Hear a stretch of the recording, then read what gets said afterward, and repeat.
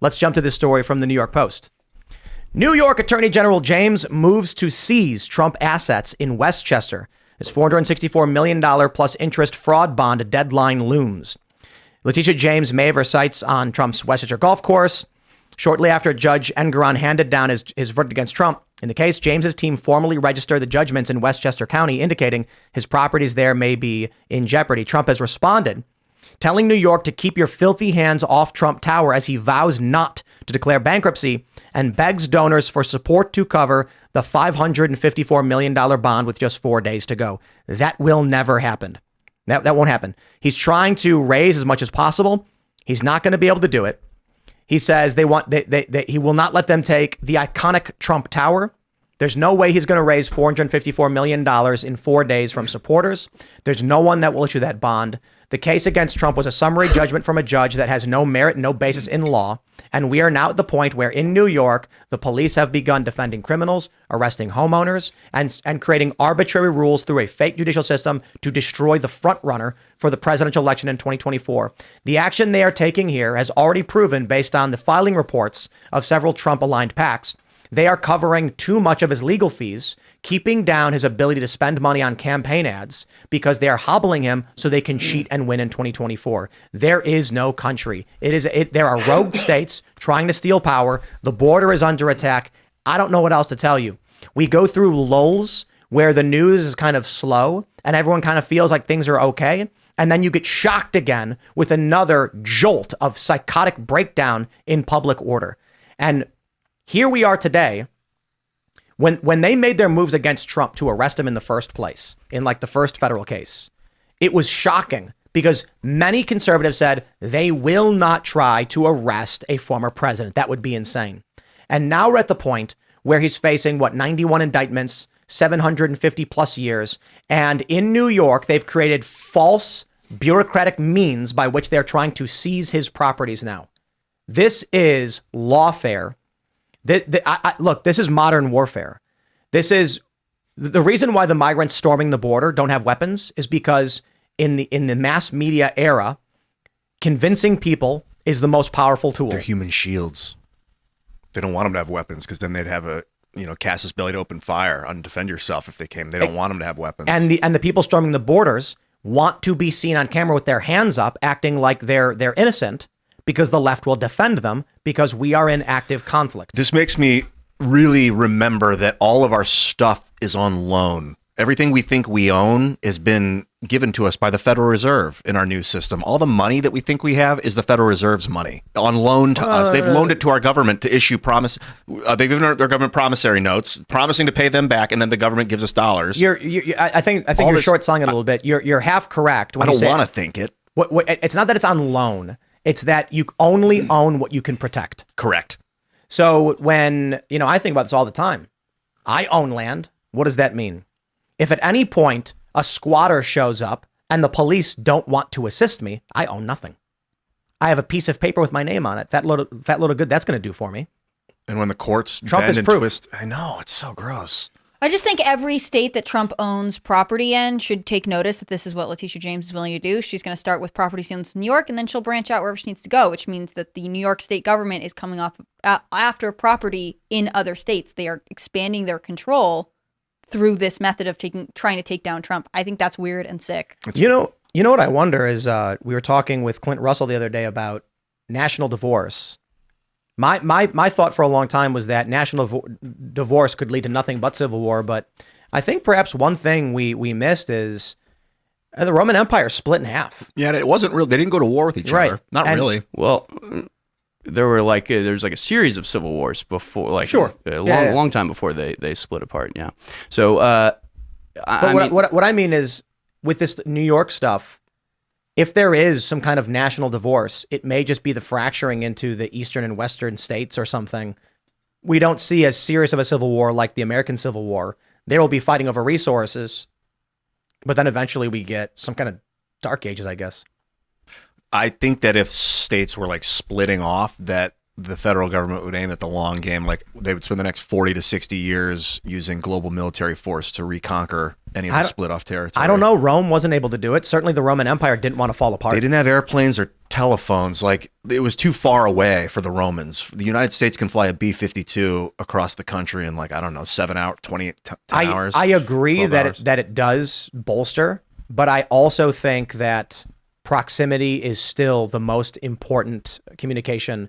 Like you can send signal and have people loyal to you, but the Roman soldiers in the East who were loyal to the Roman Empire still were unable to enforce anything. So if the federal government makes the phone call to to their agents in Wyoming, they can just be like, the people here don't care what you think. I just think men are great. You can always bring up the Roman Empire. Yeah, it's awesome. So fun. Well, it's the pop culture reference. We can talk about the Spanish Civil War. No, Nationalists stay on versus trend. Republicans. Roman Empire Yeah, forever. Rome. Let's go, men. Right, but Pax Romana. with the Roman Empire, it breaks in two. Maybe the United States just breaks in two. Maybe And they it's kind of not did as- it by choice. I mean, they were like, it's too big. Let's have 2 emperors now. You rule the eastern part. We'll rule the western part. And then over time, it just kind of became permanent. And they were no longer brother and sister. Then it They just became no empire. Different countries altogether. Yeah, I'd say that this is almost more like, just before the big Roman civil wars with Marius and Sulla, where you had people attempting to stand up against what was becoming a very abusive and overblown central government and getting destroyed for it as a signal that they wouldn't stand for this. I think this is a signal to everybody that we are not in Kansas anymore. We don't actually have a representative government. If Donald Trump can be destroyed like this, it's a signal to everybody else saying, you don't oppose us or we will destroy you. Law doesn't matter. Rules don't matter. Justice doesn't matter. Even our own talking points don't matter. We will destroy you with whatever tools we have at our disposal. I mean, this is like the ultimate contest between what, for lack of a better term, is the deep state and anybody who would oppose them. What they are doing now to Trump in Georgia, the federal government, and in New York is outright telling the American people there is no government. Well, but there is government because it's the government is the tool that they're using to do this. No. They're saying there is a mafia, but they're saying there's no government. Well, the government can be a mafia. Right. What I'm saying is, in the minds of the average person, the government is something we are a part of. We, the people, we pay taxes. The police come, they help me. That's what's being If destroyed. I'm honest and follow the law properly, the police will come and protect me. And what they're telling you right now is that's not the case. Right. There's only, no government anymore. Yeah, there's only one thing you can't do, and that's oppose them. Everything else will be permitted. And I mean, this is, again, sort of the ultimate contest between whether we live in a republic or not. The sad thing is that Letitia James said she was going to do this and got elected on the promise to do exactly this. So Which proves malicious prosecution. it does prove malicious prosecution, but it also proves that the people who elected her are fine with it, which is the really troubling part. I mean, same thing with Fani Willis, right? Fani Willis goes up and makes an absolute fool out of herself. There's absolute proof that she's corrupt in a dozen different ways. She just puts on a, like, you don't mess with me sort of attitude, and she gets praised for it and allowed to stay on the case. So we're entering into a very dangerous circumstance where, I mean, it's almost idiocracy at this point, where like the people themselves are cheering on what's going on here. And I think if you ask the average, especially Trump hater, they don't even really care about the particulars of any case. They just have some sort of vague concept that Trump is a criminal and he's getting what's coming to him. They don't really care about the valuation of Mar-a-Lago. All they know is like, get Trump. Trump is an existential threat to our democracy, whatever they think that is. It is in a very real way an information war where you've got people cheering this on and co-signing it by voting for the people or encouraging the people that are doing this. I think the only question that I have is buy property in like Montana or El Salvador. Both. Yeah, I guess. It's a question of, someone asked us on the members show, I think it might have been yesterday, is it stay and defend your nation, protect your values at all costs, or get out while you still can? It's a difficult question. And a lot of people, I know in the chat's going to light up, they're going to say, don't leave. So many people are fleeing their home countries like Venezuela instead of fighting to save their homeland. And I'm like, that's absolutely correct. And then there are other people who are like, at a certain point, you have to realize when the battle's lost and you need to save yourself. I think it's time to build cult. Like we talk about culture a lot, but it's time to go into the belly of the beast and create the best art on earth so that the people around the world look at us and want to be like us and support our beliefs. That's why I'm in Miami so much. It's like the heart of it all. I mean, it is where cultures are colliding everywhere you look. And that's nice. They got a lot of cleaning up to do in Miami. Yeah, I always thought it was interesting when China stopped wanting to import American movies. There were fewer box office sales. They were kind of declining. I mean, this used to be our big export, our culture, which came with sort of glamorous values, that we believed in family and we believed in patriotism, stuff like that. And eventually these other countries were like, no thanks, America. Whatever you're selling, we don't want. That's a bad sign. We lost those values, didn't we? I mean, No, now exactly. the We movies that are made are not. I wouldn't want to import them either if I was China. So yeah. But I'll tell you, all you guys listening that aren't in the United States, the reason I'm such a badass is because of free speech. Yeah, and obviously we're losing that to a great degree as well. And I think if the people that are fleeing places like Venezuela had a different mindset, maybe Venezuela wouldn't be the type of place you'd want to flee. I think the thing people should realize is the social order breakdown that I described, where people just start saying your laws are meaningless, quite literally has already happened. It's not a hypothetical. We've watched it with roving gangs raiding malls and stores. They do not care. Law enforcement doesn't exist to them. I got the feeling that when Kennedy got killed, that was just it for me. And Ron Paul actually really elucidated. He said this really clearly, that he felt like the republic was lost the day Kennedy was killed, or at least that's when he realized it was lost. And yeah, for sure. Like, I was never raised in a republic. There were senators and shit, but there's been a militaristic deep state underneath it all.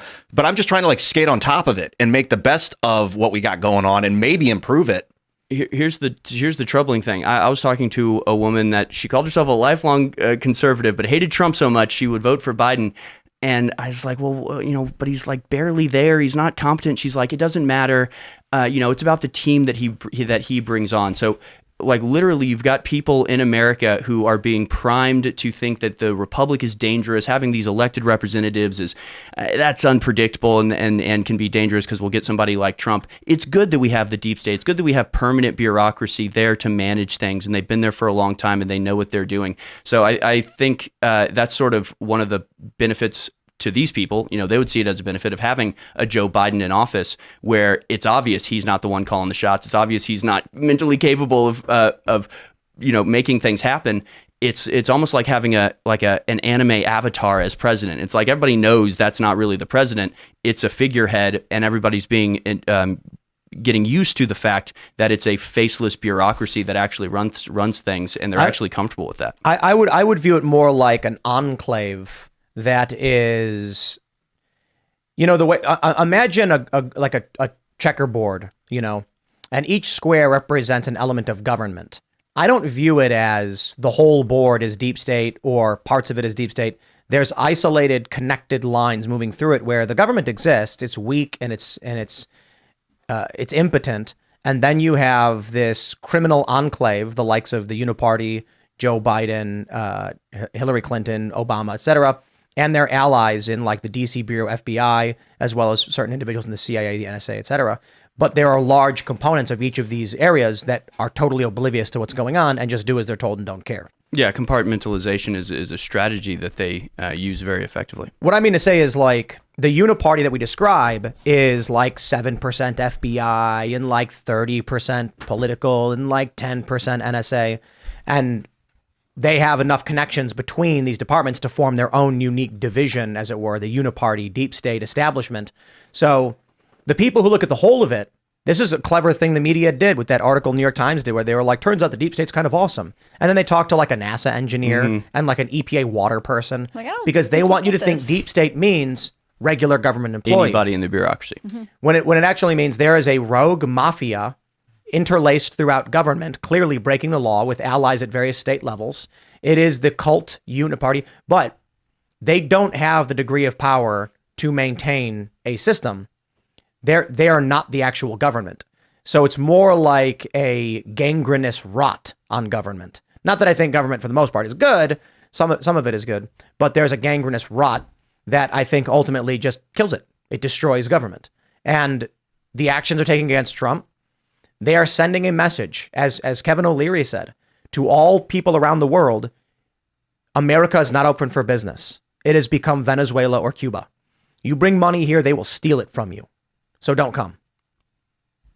Yeah, I mean, we're going to see, a lot more of that, especially with the influx of migrants. I mean, there's a reason that Mexico, you have something called the bite, which is you're just assumed that you're going to have to bribe everybody you interact with that's in the government. If you get pulled over, you're going to have to bribe the cop. If you want to start a business, you're going to have to bribe the dude at the tax office.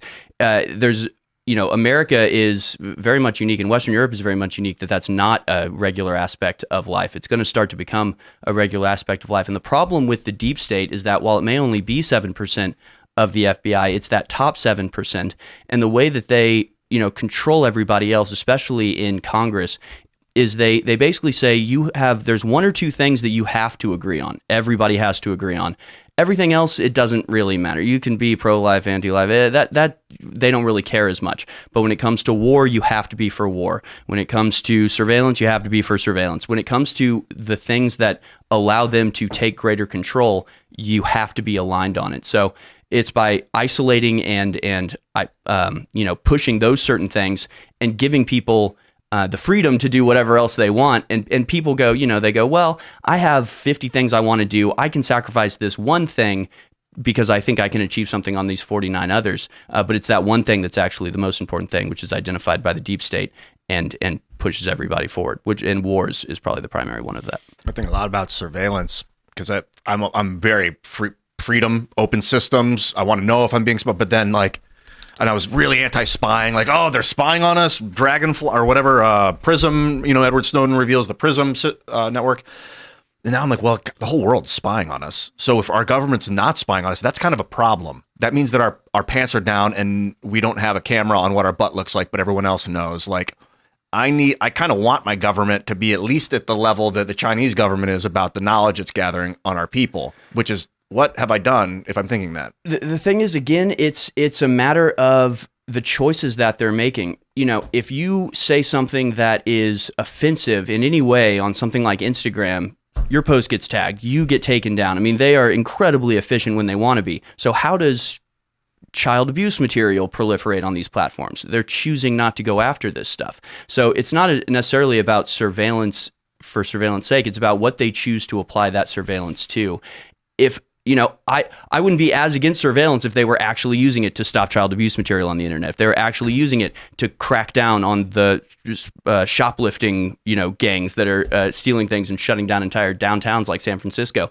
But they're choosing not to do that because their overarching goal is not a safe, prosperous, innocent. They have different values world. from you. They have completely different values, completely different goals. And essentially the values and goals that we have are preventing them from getting what they want, which is control. It's like they want to fund a war machine that conquests the Middle East and most of Northern Africa and Southern Europe to then set up a new global governance based out of, I don't know if it's based out of Switzerland, but heavily involved with the Swiss banking system. That's what they want. And if people like Trump get in the way, they're like, let's use surveillance to knock that down so that we can expedite this transition. Right. And the other thing about it is that it's international in character. Whenever they use the term the intel community, you got to understand that's an international community, which is why they outsource it to places like England, the Five Eyes, England and New Zealand and Australia and others. They say, hey, we can't really spy on this guy, but you can. Would you mind spying on him and tell us what you find? So the international community or the intelligence community is international in nature. And essentially it's about systematically breaking down the things that stop you from being controlled. So, and that includes religion, right? If you believe in God and think I serve God above all else, that's a problem because they want you to serve them, not God.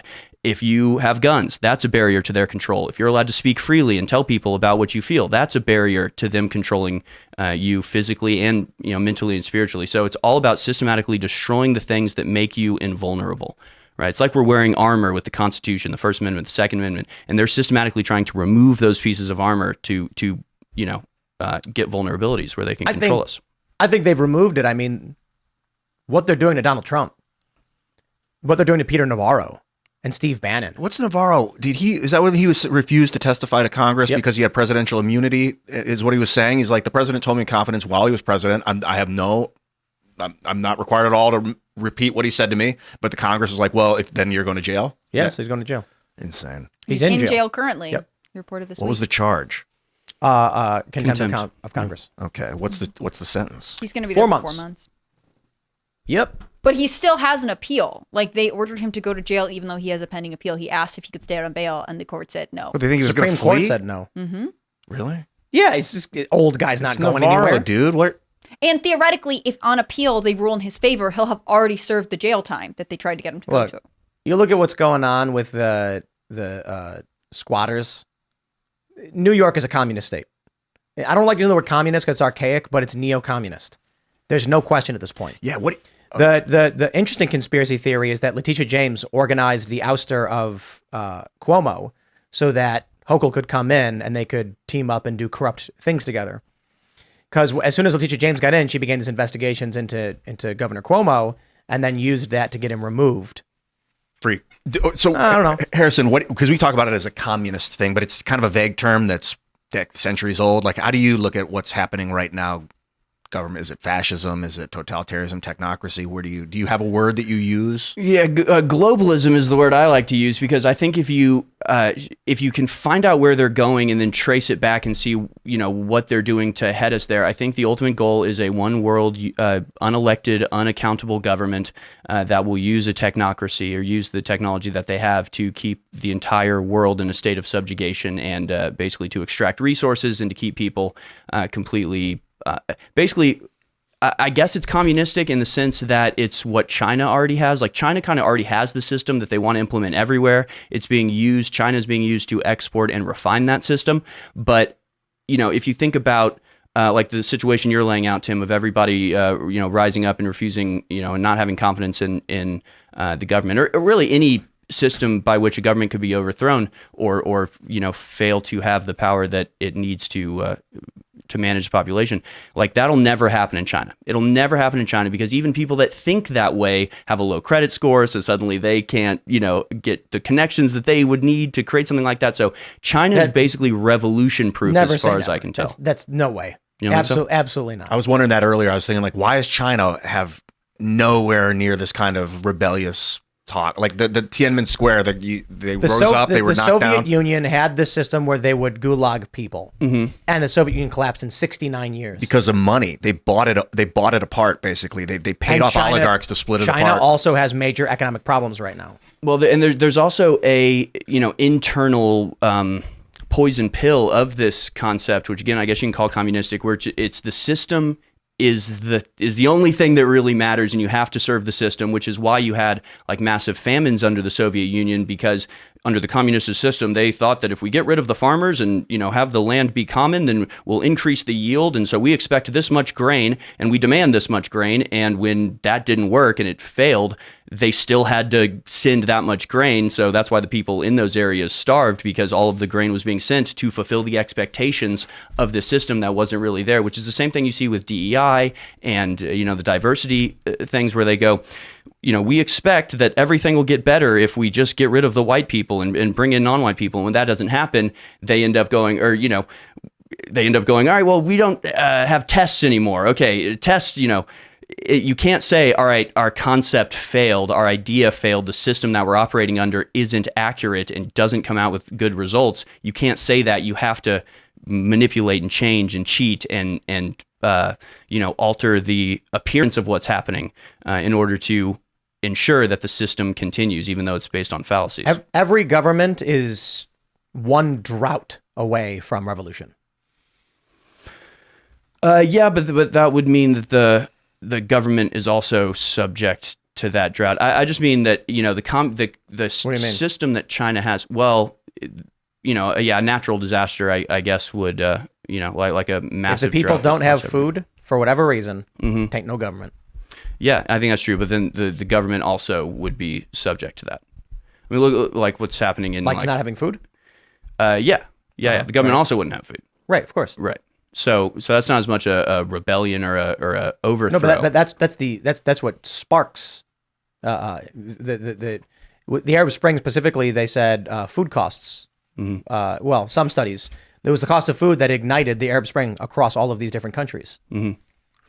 And that was just the cost of food. Food was there, but people couldn't afford it. They were working too much and getting too little, so they revolted. Thanks for watching this clip from the Timcast IRL podcast. Hang out with us live Monday through Friday at 8 p.m. and become a member over at timcast.com for uncensored, members-only shows exclusive. Thanks for hanging out, and we'll see you all next time.